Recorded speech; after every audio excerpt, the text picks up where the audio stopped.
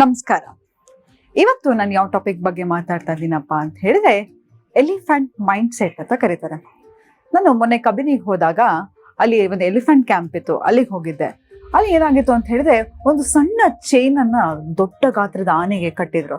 ನಾನು ಕೇಳಿದೆ, ಒಂದೇ ಸತಿ ಪಟ್ ಅಂತ ಚೈನ್ ಅನ್ನ ಮುರಿಬೋದಲ್ಲ ಆನೆ, ಆದ್ರೆ ಯಾಕೆ ಇನ್ನೂ ಆ ಚೈನ್ ಅಲ್ಲೇ ಬಂದಿಯಾಗಿದೆ ಅಂತ ಕೇಳಿದಾಗ ಅವ್ರು ಹೇಳಿದ್ರು, ಈ ಆನೆ ಬಂದಾಗ ಸಣ್ಣ ಮರಿಯಾಗಿತ್ತು, ಆಗ ಈ ಚೈನ್ ಅನ್ನ ಕಟ್ಟಿದ್ವಿ, ಅದ್ ಎಷ್ಟೇ ಬಿಡಿಸ್ಲಿಕ್ಕೆ ಟ್ರೈ ಮಾಡಿದ್ರು ಆಗ ಅದಕ್ಕೆ ಬಿಡಿಸ್ಲಿಕ್ಕೆ ಆಗ್ತಿರ್ಲಿಲ್ಲ.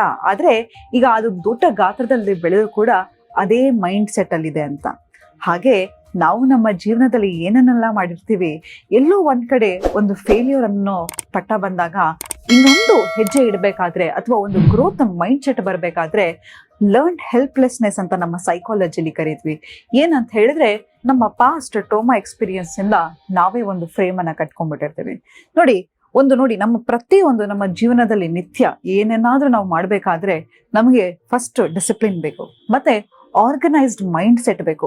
ನೋಡಿ, ನಮ್ಗೆ ಎಲ್ಲದಕ್ಕೂ ಪ್ರತಿಯೊಂದನ್ನು ನಾವು ಬ್ಲೇಮ್ ಹಾಕ್ತಾ ಹೋಗ್ತೀವಿ. ಅಯ್ಯೋ, ನನ್ನ ಲೈಫಲ್ಲಿ ಹಂಗಾಯ್ತು, ನನ್ನ ಪೇರೆಂಟ್ಸು ನನಗೆ ಒಳ್ಳೆ ಚೈಲ್ಡ್ಹುಡ್ ಕೊಡ್ಲಿಲ್ಲ, ಅಥವಾ ನನಗೆ ಅದನ್ನ ಕಲಿಸ್ಲಿಲ್ಲ, ನನಗೆ ಅದನ್ನ ಮಾಡಕ್ ಇಷ್ಟ ಆಯ್ತು, ಅದನ್ನ ಓದ್ಬೇಕಿತ್ತು, ನನಗೆ ಹಣ ಇರ್ಲಿಲ್ಲ, ಅಥವಾ ಇನ್ನೊಂದು ಅಷ್ಟೇ ನನಗೆಲ್ಲ ಆಸೆ ಇತ್ತು, ಮಾಡ್ಬೇಕು ಆಸಕ್ತಿ ಇತ್ತು, ಆದ್ರೆ ನಾನೊಂದು ರಾಂಗ್ ಪಾರ್ಟ್ನರ್ ಅನ್ನ ಚೂಸ್ ಮಾಡಿದೆ, ಅದಕ್ಕೆ ನಾನು ಹಿಂಗಿದ್ದೀನಿ, ಅಥವಾ ನನಗೆ ಇನ್ನೂ ಒಂದು ಒಳ್ಳೆ ಕೆಲ್ಸಕ್ಕೆ ಸೇರ್ಕೋಬೇಕಿತ್ತು, ಆದ್ರೆ ಆ ಕೆಲಸ ನನಗೆ ಸಿಗ್ಲಿಲ್ಲ, ಅದಕ್ಕೋಸ್ಕರ ನನ್ನ ಜೀವನ ಹೀಗಾಯ್ತು ಅಂತ. ಹಾಗೆ ಬ್ಲೇಮ್ ಗೇಮ್ಗೂ ಒಂದು ಎಕ್ಸ್ಪೈರಿ ಡೇಟ್ ಇರುತ್ತೆ.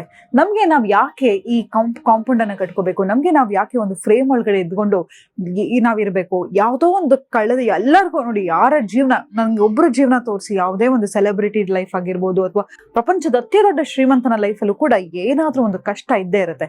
ಸುಖವಾಗಿರ್ತಕ್ಕಂತಹ ಮನುಷ್ಯರು ಯಾರೂ ಇಲ್ಲ.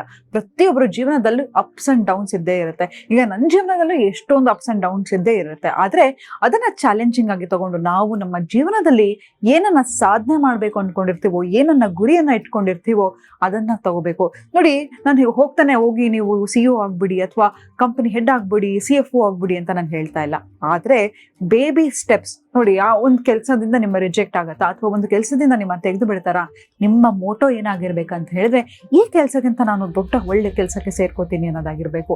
ಅದಕ್ಕೆ ಸೆಲ್ಫ್ ಗ್ರೋತ್ ಮೈಂಡ್ ಸೆಟ್ ಅನ್ನ ಬೆಳೆಸ್ಕೊಳ್ಳಿ.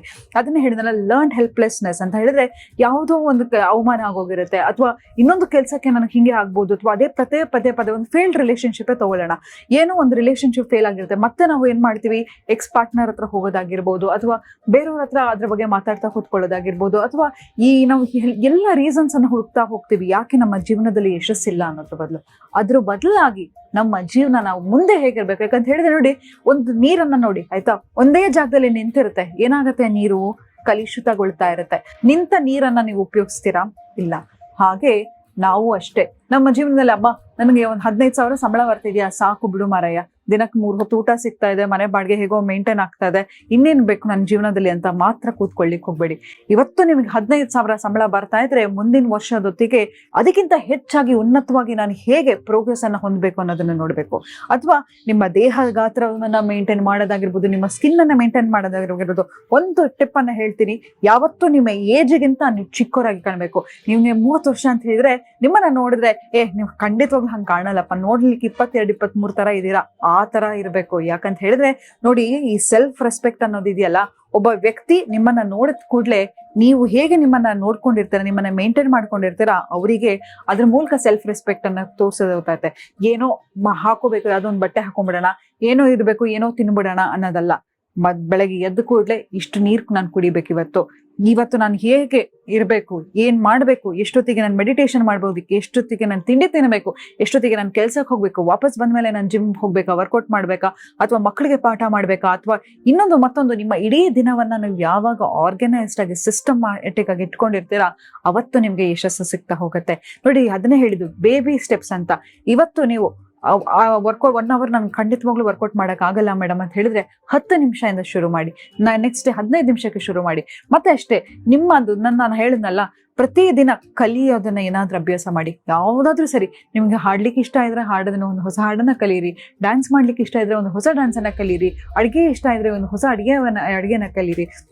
ನಮ್ಮ ಜೀವನ ಯಾವತ್ತೂ ನಿಂತು ನೀರಾಗಿರ್ಬಾರದು. ನೋಡಿ, ಪ್ರತಿಯೊಂದು ನೇಚರ್ ಅಷ್ಟೇ. ಈಗ ನೋಡಿ, ಸಮ್ಮರ್ ಇದ್ರೆ ವಿಂಟರ್ ಬರುತ್ತೆ, ವಿಂಟರ್ ಇದ್ರೆ ರೈನಿ ಸೀಸನ್ ಬರುತ್ತೆ. ಹೀಗೆ ನೇಚರೇ ಋತುಗಳ ಬದಲಾವಣೆ ಮಾಡಬೇಕಾದ್ರೆ ನಾವ್ ಯಾಕೆ ನಮ್ಮನ್ನ ನಾವು ಹಾಗೇ ಇಟ್ಕೋಬೇಕು? ಹಾಗೆ ಮಾಡಬೇಡಿ ಸ್ನೇಹಿತರೆ. ನಿಮ್ಮ ಜೀವನದಲ್ಲಿ ಗ್ರೋತ್ ಇರಬೇಕು. ನಾವು ದೇಶವನ್ನ ಬದಲಾಯಿಸ್ತೀವಿ ಅಂತ ಹೋಗ್ಲಿಕ್ಕೆ ಸಾಧ್ಯ ಅಲ್ಲ.